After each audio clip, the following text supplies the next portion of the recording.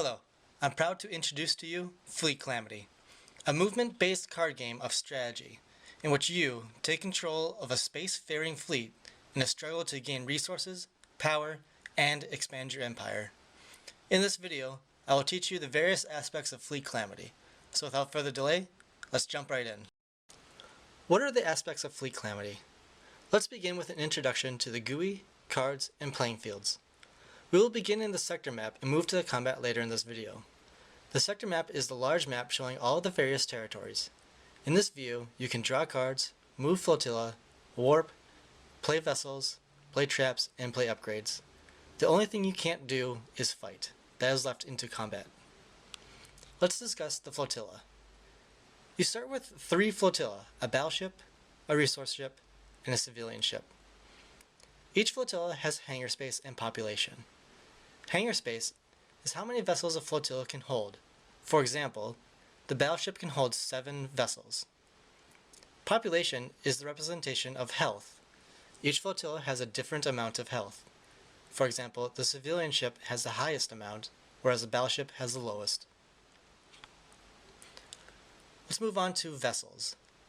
Vessels have a name, which denotes what card it is, a class, which denotes what faction it belongs to, a subclass, which shows whether it can gain bonuses or give bonuses, a cost, which is how much it costs to take out and play on the field, attack, which shows how much damage it can deal, defense, which shows how much damage it can take, and a movement, which shows how much spaces it can move per turn.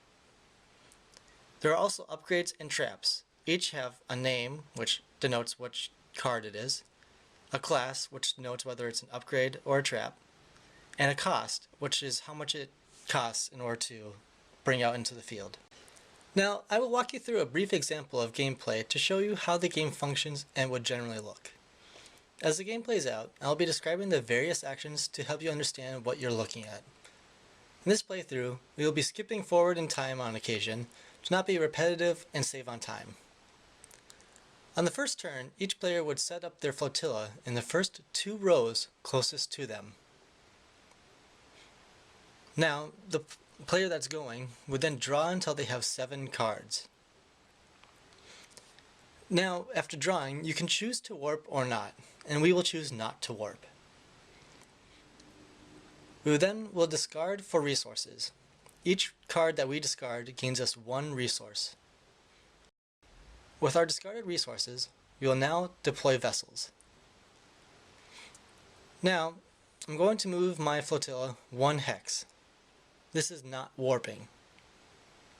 And finally, I end my turn.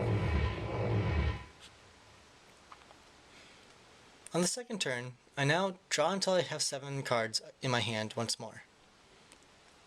Again, I choose not to warp. Now, I'm going to discard cards and then deploy an upgrade and trap. Note that we currently can't see the enemy's fleet in the sector map. This is because the flag of war is up. It will be removed after the 5th round. We can, however, see that the vessels, traps, and upgrades the enemy has deployed. We just can't see where they are. I will now end my turn. We've now skipped ahead to the opponent's turn after the fog of war is down, so this is after the 5th round. The fog of war has dropped, and now we can see the opponent and all their flotilla. We also can see that the opponent is now moving their flotilla onto one of our traps, and is now detonating. This is causing the card to do whatever function it denotes in this description. On our next turn, we are going to choose to warp. So first, we draw until we have 7 cards. Now, we choose to warp, and since we know where the enemy is, we're going to jump onto one of their ships.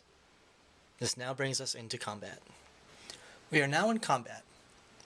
Just like in the beginning of the game, each player places vessels. However, this time we can place them in the first 3 rows closest to us, as opposed to the first 2 rows like before.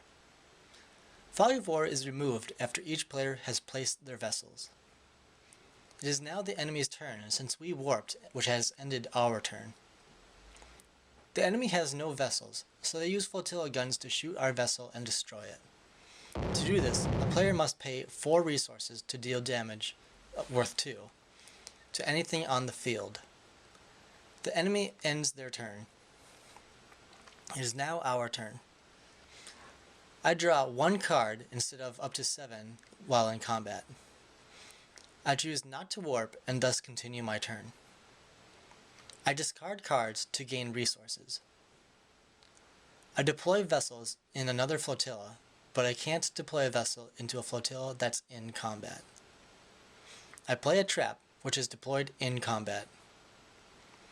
I now move my vessels. Remember that each vessel can move a different amount of spaces, as noted on their respective card. Now that I'm in range with the enemy flotilla, I will attack. Attacking is the last thing I can do, so this now is the opponent's turn.